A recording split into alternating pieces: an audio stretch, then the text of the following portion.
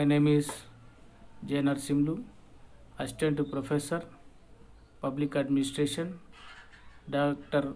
Burla Ramakrishna Rao Degree, Kalashala, Mahabubnagar Jilla. Today we will discuss public policy. ఈరోజు ప్రభుత్వ విధానం గురించి చర్చించుకుంటాం. ప్రభుత్వ విధానం అనే భావన ప్రభుత్వ పాలనా శాస్త్రంలో అత్యంత ప్రధానమైనటువంటిది. ప్రధానంగా హెరాల్డ్ లాస్వెల్ 1951 సంవత్సరంలో పాలసీ ఓరియంటేషన్ అనే సిద్ధాంత పత్రంలో పబ్లిక్ పాలసీ గురించి ప్రతిపాదించడం జరిగింది. పాలసీ అనే ఆంగ్ల పదం పొలిషియా అనే గ్రీకు పదం నుండి ఆవిర్భవించింది. పాలసీ అనే ఆంగ్ల పదం పొలిషియా అనే గ్రీకు పదం నుంచి ఆవిర్భవించింది. పొలిషియా అంటే పౌరునికి సంబంధించిన అని అర్థం. పొలిషియా అంటే పౌరునికి సంబంధించిన అని అర్థం. అయితే పబ్లిక్ పాలసీకి సంబంధించి అనేక మంది పాలనా శాస్త్రవేత్తలు రకరకాల నిర్వచనాలు ఇవ్వడం జరిగింది. పబ్లిక్ పాలసీకి సంబంధించి నిర్వచనాలు ఇవ్వడం కూడా జరిగింది. రాబర్ట్ స్టోన్ ప్రకారం పబ్లిక్ పాలసీ అంటే ప్రభుత్వ విధానము అంటే ప్రభుత్వ విభాగానికి దాని పరిసరాలకు మధ్య గల సంబంధమే ప్రభుత్వ విధానంగా చెప్పడం జరిగింది. రాబర్ట్ స్టోన్ ప్రకారం ప్రభుత్వ విధానం అంటే ప్రభుత్వ విభాగానికి దాని పరిసరాలకు మధ్య గల సంబంధమే ప్రభుత్వ విధానంగా చెప్పడం జరిగింది.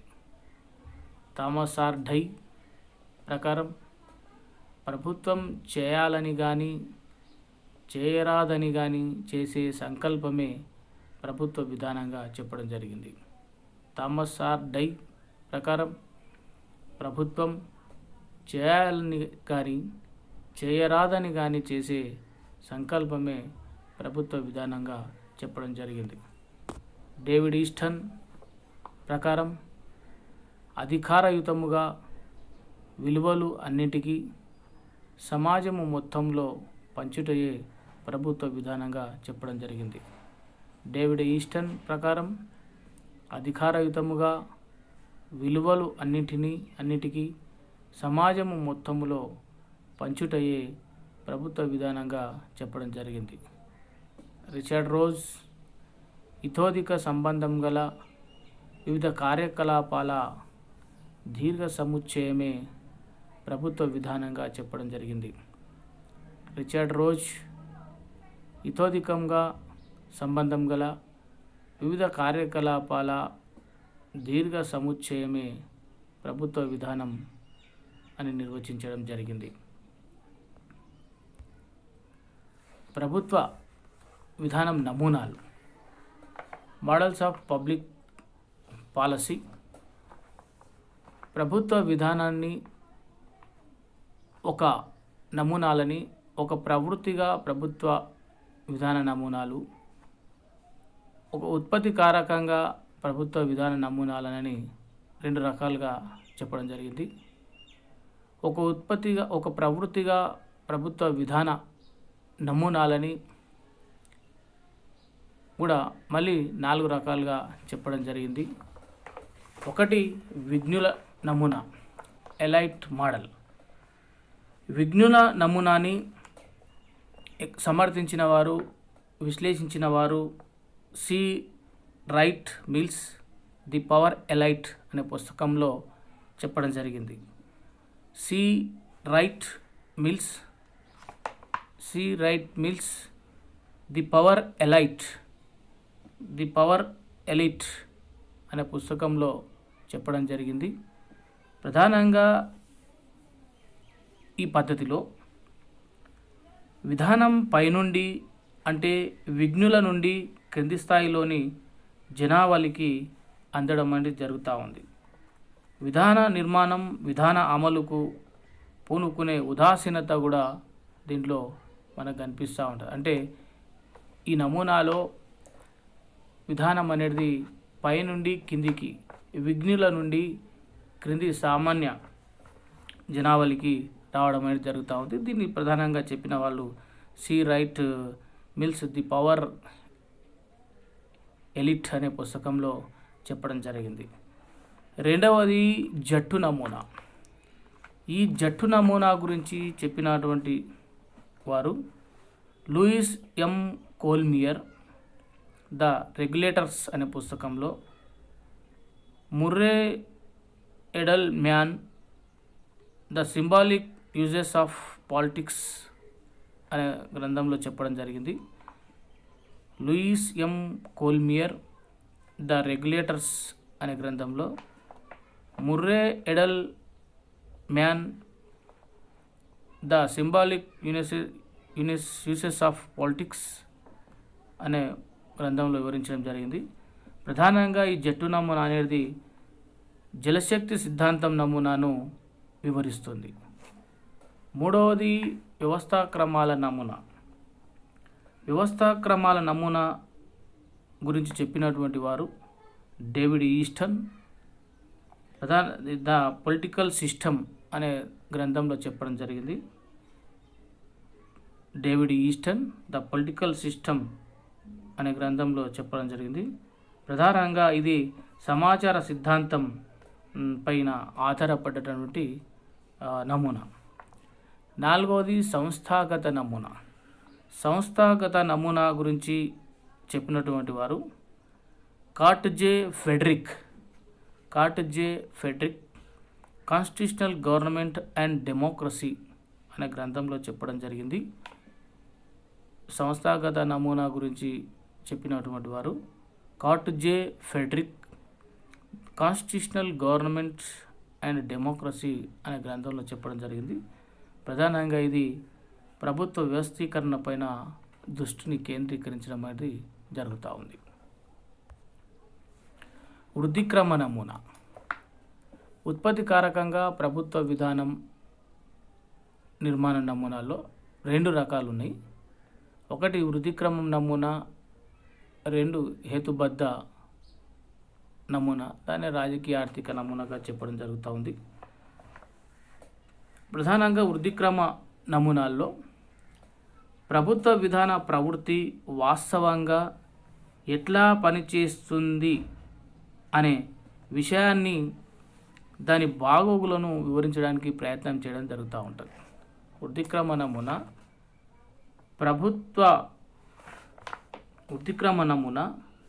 ప్రభుత్వ విధాన ప్రవృత్తి వాస్తవంగా ఎట్లా పనిచేస్తుంది అనే విషయాన్ని, దాని బాగోగులను వివరించడం అనేది జరుగుతూ ఉంది. తర్వాత హేతుబద్ధ రాజకీయ ఆర్థిక నమూనా ప్రతి విలువకు దానికి తగిన ప్రాధాన్యత ఇస్తుంది. అదేవిధంగా అందుబాటులో ఉన్న అన్ని విలువ ప్రత్యామ్నాయాలను కనుగొంటుంది. ఖర్చులు, ప్రయోజనాలను కూడా దృష్టిలో పెట్టుకొని హేతుబద్ధ రాజకీయ ఆర్థిక నమూనా పనిచేయడం అని జరుగుతూ ఉంది. మరి విధాన రూపకల్పన లక్షణాలు.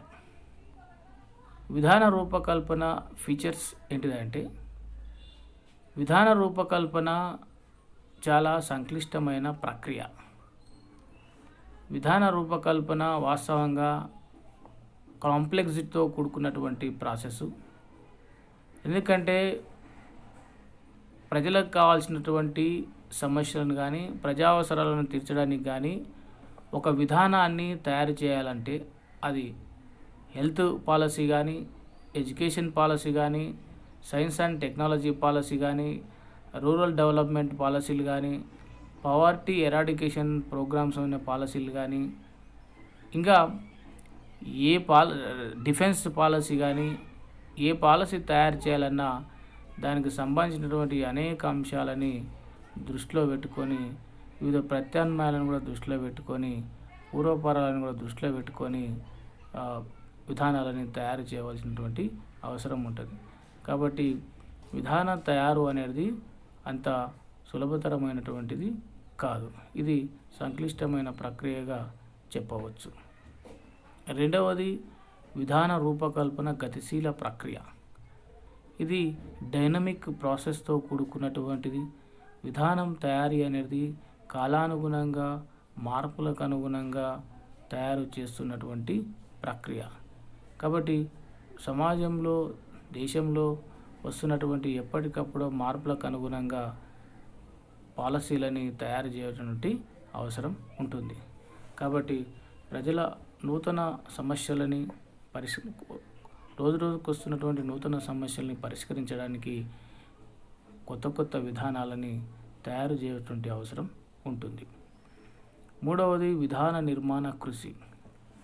కాబట్టి విధానాన్ని తయారు చేయడానికి రకరకాల వ్యయ ప్రయాసాలకు గురి కావాల్సి ఉంటుంది. కాబట్టి విధానాన్ని సరైన పద్ధతిలో కాలానుగుణంగా తయారు చేయాలంటే దీనికి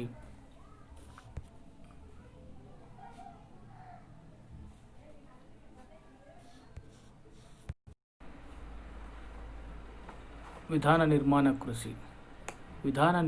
కృషిలో ప్రధానంగా వ్యవస్థలోని ప్రతి ఉపనిర్మాణం ప్రభుత్వ విధాన రూపకల్పనకు విభిన్న పద్ధతుల్లో కూడా తోడ్పాటును అందించడం జరుగుతూ ఉంది.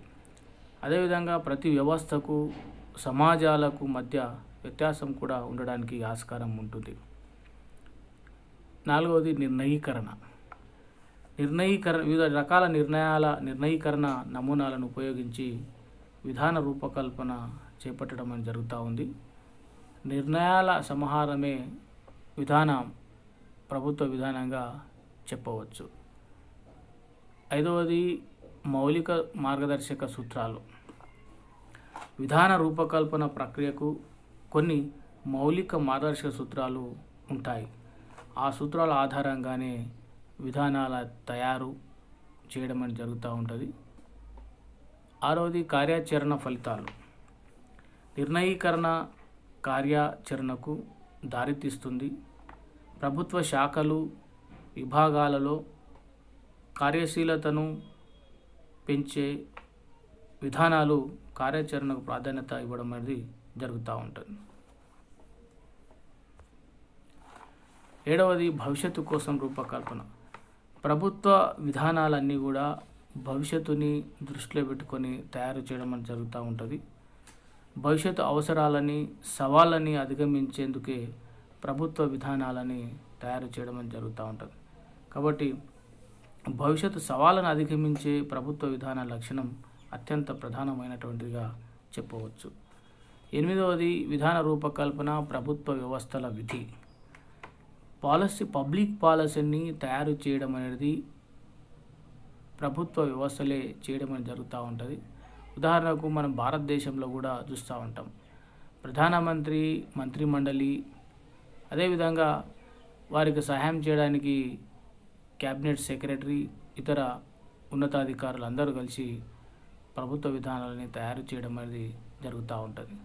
కాబట్టి విధాన నిర్మాణము, విధాన తయారీ, విధాన రూపకల్పన అనేది ప్రభుత్వ వ్యవస్థలే చేయడం అనేది జరుగుతూ ఉంటుంది. మనం ప్రధానంగా భారతదేశంలో మనం చూస్తూ ఉన్నాం. అదేవిధంగా ప్రజా ప్రయోజనాలే ముఖ్యం. ప్రభుత్వ విధానాలకు ప్రజా ప్రయోజనాలను దృష్టిలో పెట్టుకునే ప్రభుత్వ విధానాన్ని తయారు చేయడం అనేది జరుగుతూ ఉంటుంది. అంటే ప్రజల యొక్క అవసరాలని, ప్రజలకు కావాల్సినటువంటి సేవలని, ప్రధానంగా హెల్త్ విషయం కానీ, ఆరోగ్యం విషయం కానీ, డిఫెన్స్ విషయంలో కానీ, పవర్టీ ఎరాడికేషన్స్ విషయంలో కానీ, వెల్ఫేర్ స్కీమ్స్కి సంబంధించి కానీ, ఇట్లా వికలాంగులు కానీ, బడుగు బలహీన వర్గాలు కానీ, అంటే మైనార్టీలు కానీ, ప్రజా ప్రయోజనాలే ముఖ్యంగా ప్రభుత్వ విధానాలను తయారు చేయడం అనేది జరుగుతూ ఉంటుంది. అత్యంత ఉత్తమమైన సాధనాల వినియోగం. విశాల దృక్పథంతో చూస్తే ప్రభుత్వ విధాన రూపకల్పన ప్రధాన లక్ష్యం గరిష్ట ప్రయోజనాలను సాధించడమే. చెప్పుకోవచ్చు. అత్యంత ఉత్తమమైన మార్గాలను ప్రభుత్వ విధానం అన్వేషిస్తుంది. ప్రధానంగా ఒక ప్రభుత్వ విధానాన్ని తయారు చేసే ముందు గరిష్ట లక్ష్యాన్ని సాధించడమే ప్రధాన ఎజెండాగా పెట్టుకోవడం అనేది జరుగుతూ ఉంటుంది. ప్రభుత్వ విధానం రకాలు. ప్రభుత్వ విధానం kinds of public policy. Public పాలసీలు ప్రధానంగా వాస్తవమైనవిగా ఉంటాయి. రెండవది క్రమబద్ధీకరణకు సంబంధించి ఉంటాయి. మూడవది పంపిణీకి సంబంధించి ఉంటాయి.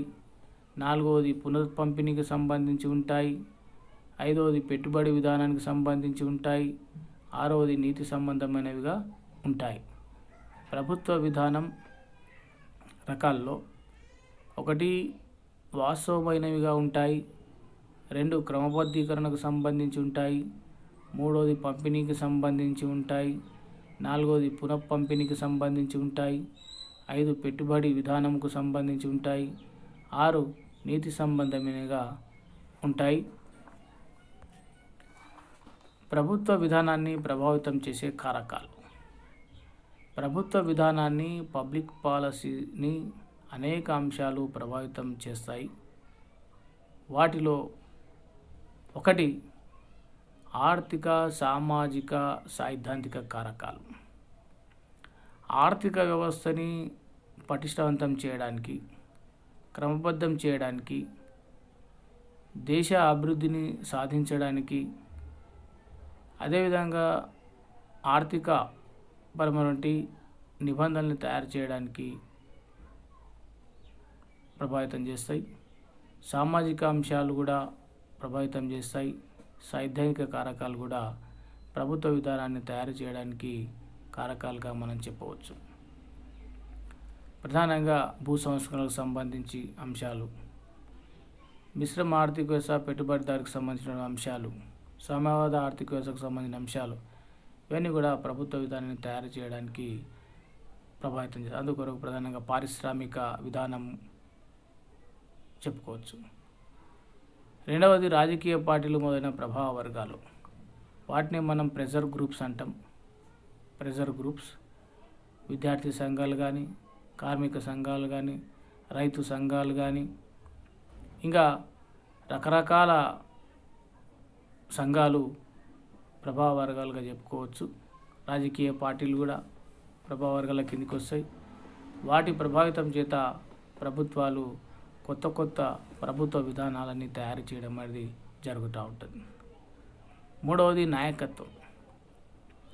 నాయకత్వం చేత కూడా ప్రభుత్వ విధానాన్ని తయారు చేయడం జరుగుతూ ఉంటుంది. అంటే నాయకులు, ఆదర్శవంతమైన నాయకులు, మంచి విజ్ఞానం ఉన్నటువంటి నాయకులు, మంచి పటిమ ఉన్నటువంటి నాయకులు, దూరదృష్టి ఉన్నటువంటి నాయకులు ఉండడం వల్ల కూడా వాళ్ళ ఆలోచన మేరకు వాళ్ళ యొక్క ఆలోచనని ప్రభుత్వ వ్యవస్థలపైన ప్రభావితం చూపడం అనేది జరుగుతూ ఉంటుంది. అందుకొరకు జవహర్లాల్ నెహ్రూ ఆలోచనతోటి అలీన విధానాన్ని మనం తయారు చేసుకోవడం జరిగింది. అదేవిధంగా సామ్యవాద ఆర్థిక వ్యవస్థ విధానాన్ని కూడా తయారు చేసుకోవడం జరిగింది.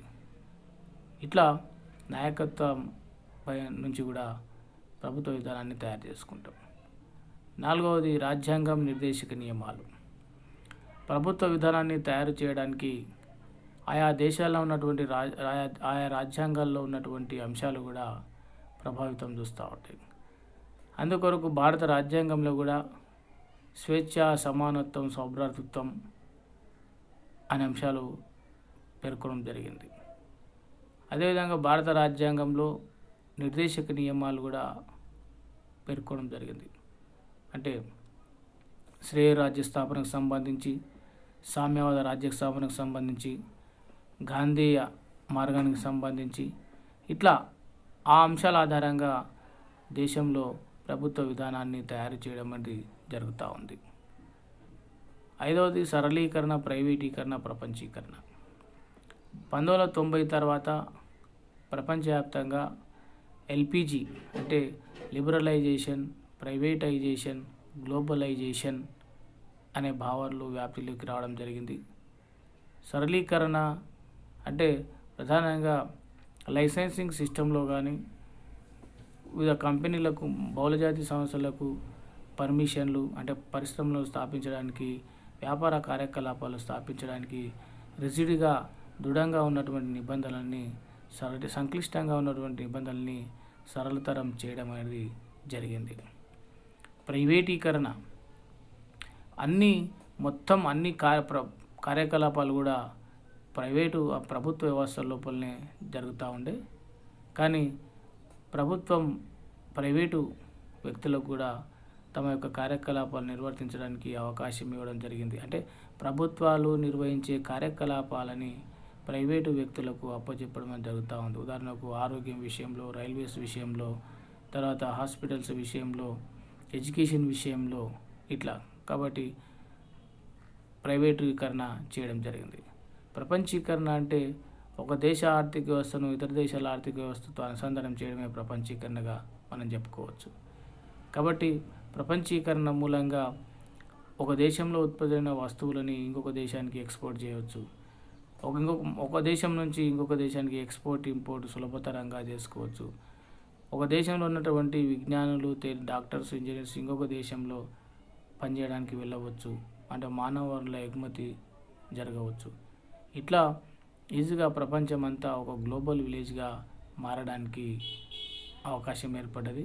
కాబట్టి ప్రపంచీకరణ మూలంగా మల్టీనేషనల్ కంపెనీసు, అదేవిధంగా నూతన నిర్వహణ పద్ధతులు, శాస్త్ర సాంకేతిక పద్ధతులు, ఇన్ఫర్మేషన్ కమ్యూనికేషన్ టెక్నాలజీ పద్ధతులు కూడా ప్రభుత్వ విధానాన్ని తయారు చేయడానికి ప్రభావితం చూస్తుంటాయి.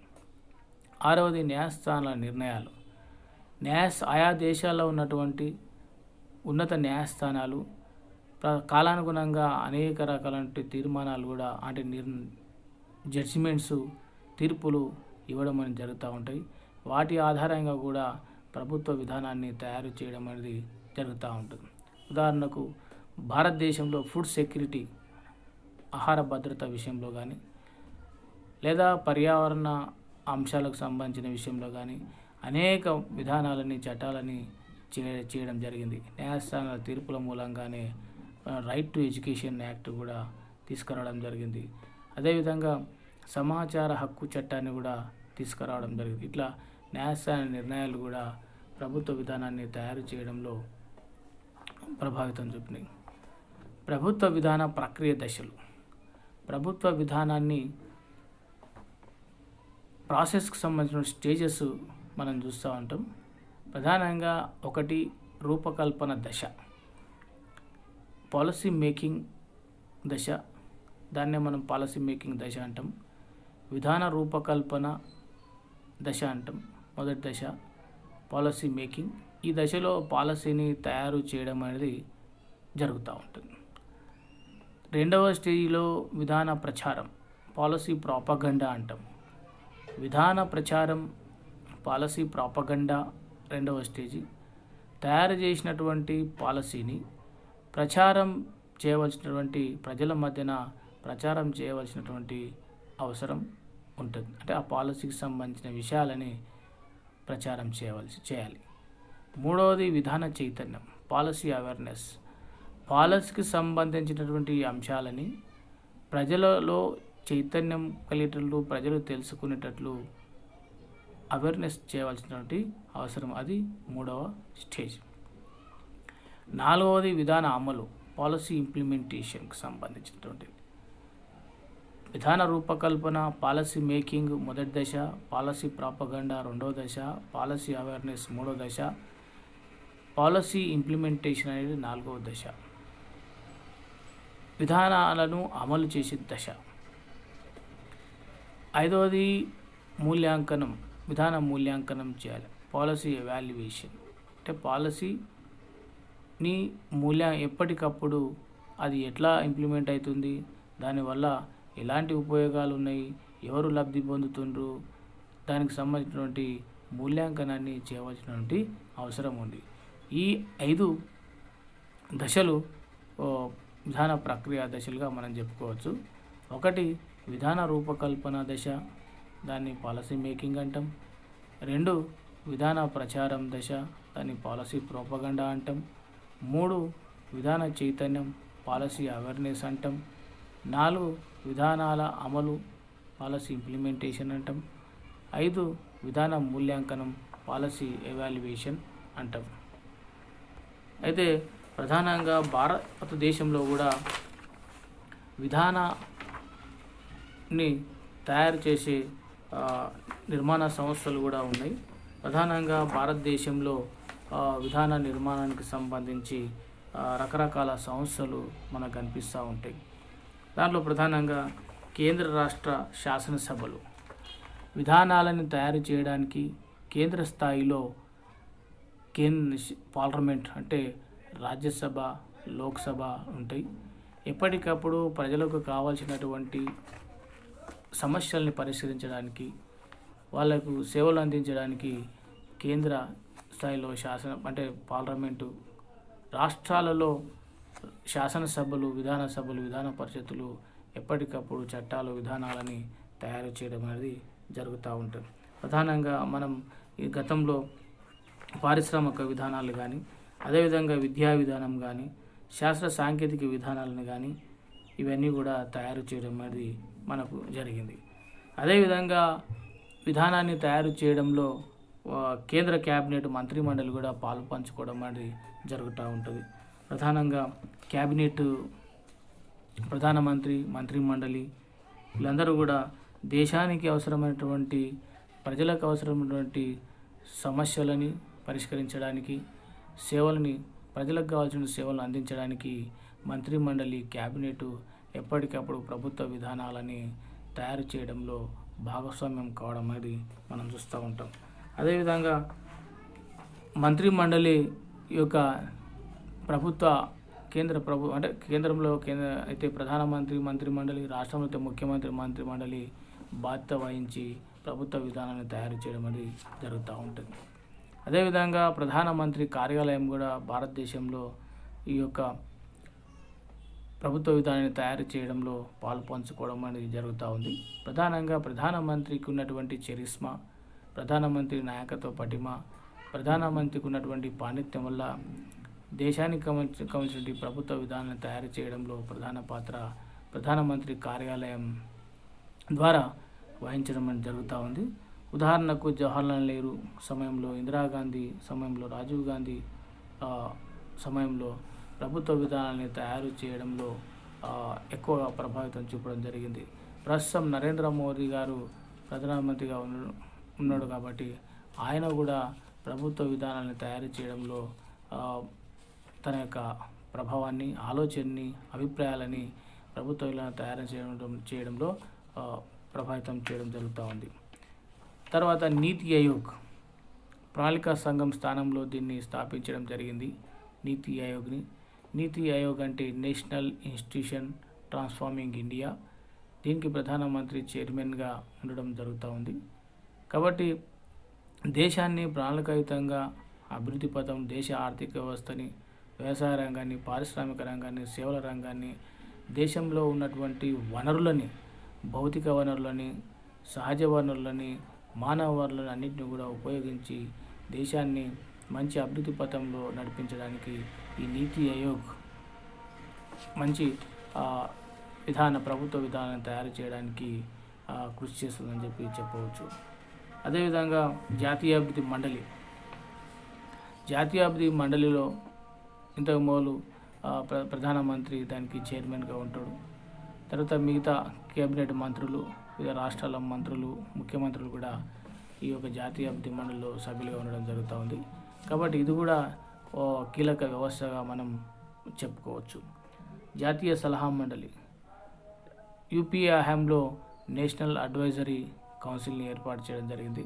కాబట్టి ప్రభుత్వానికి వివిధ విషయాలపైన సలహాలు ఇవ్వడం, ప్రజలు కోరుకున్నటువంటి అంశాల పట్ల చట్టాలు చేయడానికి, విధానాలను తయారు చేయడానికి ఈ ప్రభుత్వానికి ఈ జాతీయ సలహా మండలి సూచనలు, సలహాలు ఇవ్వడం అనేది జరుగుతూ ఉంటుంది. కేంద్ర సచివాలయం కూడా ప్రభుత్వ విధానాన్ని తయారు చేయడంలో ప్రధాన పాత్ర వహిస్తున్నది. కేంద్ర సచివాలయం కేంద్ర స్థాయిలో వివిధ మంత్రిత్వ శాఖల కార్యాలయాలుగా మనం చెప్పుకోవచ్చు.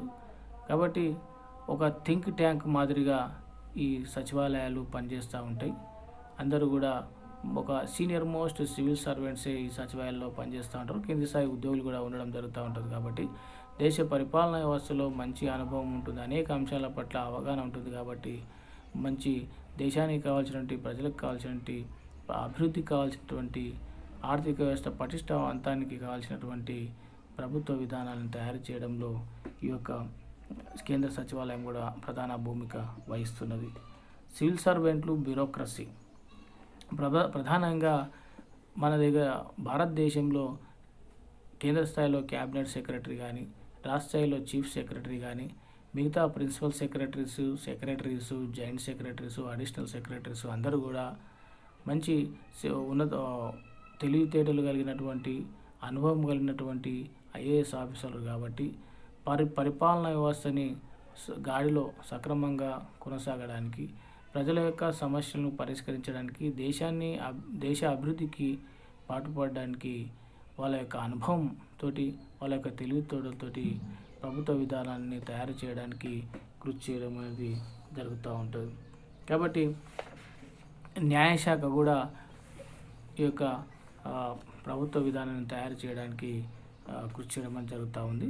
ప్రధానంగా అనేక సందర్భాల్లో పబ్లిక్ ఇంట్రెస్ట్ లిటిగేషన్ రూపంలో, తర్వాత జ్యుడిషియల్ రివ్యూ సందర్భాల్లో ఇవన్నీ కూడా న్యాయశాఖ యొక్క తీర్పుల ఆధారంగానే ప్రభుత్వ విధానాలని తయారు చేయడం అనేది జరిగింది. ఉదాహరణకు రిజర్వేషన్ విధానంకు సంబంధించి కానీ, విద్యా విధానం కానీ, పబ్లిక్ డిస్ట్రిబ్యూషన్ సిస్టమ్కి సంబంధించినటువంటి కానీ న్యాయస్థానాల తీర్పుల ద్వారానే, అంటే సుప్రీంకోర్టు, హైకోర్టులు ఇచ్చినటువంటి తీర్పుల ఆధారంగానే భారతదేశంలో ఈ యొక్క విధానాలని తయారు చేయడం అనేది జరిగింది. కాబట్టి న్యాయశాఖ కూడా ప్రభుత్వ విధానాన్ని ప్రభావితం చేసే దాంట్లో మనం ఒకటిగా చెప్పుకోవచ్చు. నెక్స్ట్, సలహా సంస్థలు, సంప్రదింపుల వ్యవస్థ.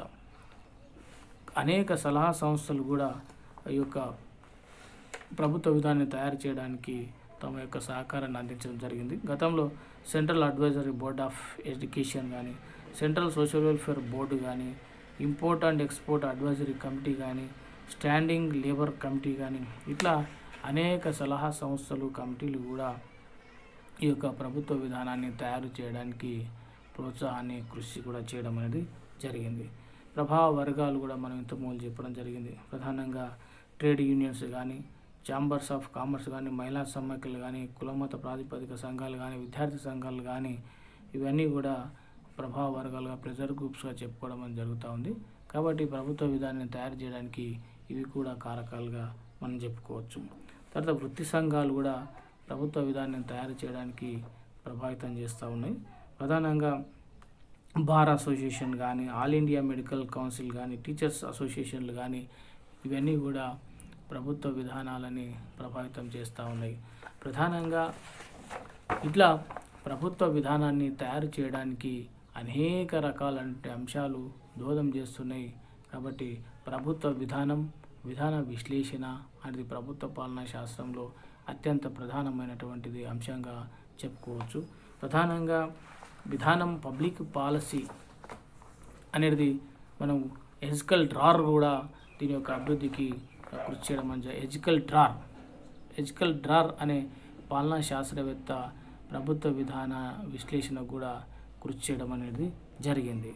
ప్రభుత్వ విధానాన్ని మనం ఇంతకుముందు చెప్పుకున్నట్లు పబ్లిక్ పాలసీ అంటాం. ఈ పాలసీ అనే ఆంగ్ల పదం పొలిషియా అనే గ్రీక్ పదం నుంచి గ్రహించడం జరిగింది. పొలిషియా అంటే పౌరునికి సంబంధించిన అనే అర్థం. ఈ పాలసీ అంటే అనేక ప్రత్యామ్నాయాల నుంచి ఒక కార్యాచరణ సరళిని ఎంపిక చేయడమే విధానంగా చెప్పుకోవడం అని జరుగుతూ ఉంది, పాలసీగా చెప్పుకోవడం అని జరుగుతూ ఉంది. పాలసీ అంటే, విధానం అంటే ఒక ప్రత్యామ్నాయాల నుంచి ఒక కార్యాచరణ సరళిని ఎంపిక చేసుకోవడమే విధానంగా చెప్పుకోవడం అని జరిగింది. కాబట్టి ప్రభుత్వ విధానం అనేది అత్యంత ప్రధానమైనటువంటిది. ఎందుకంటే కాలానుగుణంగా ప్రజల యొక్క అవసరాలను తీర్చడానికి, సవాళ్లను ఎదుర్కోవడానికి, మార్పులను ఆహ్వానించడానికి, ప్రభుత్వాల శ్రేయస్సు కొరకు, ప్రధానంగా భారతదేశం లాంటి దేశాల్లో, అభివృద్ధి చెందుతున్న దేశాల్లో వివిధ వర్గాల యొక్క, బడుగు బలహీన వర్గాల యొక్క ఆశయాలని, ఆకాంక్షలను నెరవేర్చడానికి, వాళ్ళ యొక్క అభివృద్ధి కొరకు, శ్రేయస్సు కొరకు దేశ భద్రతని దృష్టిలో పెట్టుకొని, దేశ శ్రేయస్సును దృష్టిలో పెట్టుకొని అనేక విధానాలని తయారు చేయాల్సినటువంటి అవసరం ఏర్పడ్డది. కాబట్టి మనం ఇటీవలి కాలంలో కూడా మనం న్యూ ఎడ్యుకేషన్ పాలసీని, అంటే భారతదేశంలో విద్యా వ్యవస్థని సమూలంగా మార్పులు చేయడానికి న్యూ ఎడ్యుకేషన్ పాలసీని కూడా 2020ని కూడా తీసుకురావడం జరిగింది. ఇట్లా అనేక విధానాలని, ప్రభుత్వ విధానాన్ని తయారు చేయడం జరుగుతూ ఉంటుంది. దానిలో ప్రధానంగా ఈ విద్యా విధానము కానీ, ఆరోగ్య విధానము కానీ, రక్షణ విధానము కానీ, శాస్త్ర సాంకేతిక విధానం కానీ, వ్యవసాయ విధానం కానీ, పేదరిక నిర్మూలన విధానాలు కానీ, ఇట్లా అనేక విధానాలని ప్రభుత్వాలు తయారు చేయడం జరుగుతూ ఉంది. కాబట్టి ప్రజల శ్రేయస్సును దృష్టిలో పెట్టుకొని ప్రభుత్వాలు ఎప్పటికీ అప్పుడు అనేక విధానాలని, ప్రభుత్వ విధానాలను తయారు చేసి ఇంప్లిమెంట్ చేయడం అనేది జరుగుతూ ఉంది. కాబట్టి ప్రభుత్వ పాలనా శాస్త్రంలో ప్రభుత్వ విధానం అనే అంశం ప్రధానమైనదిగా మనం చెప్పుకోవచ్చు. Thank you.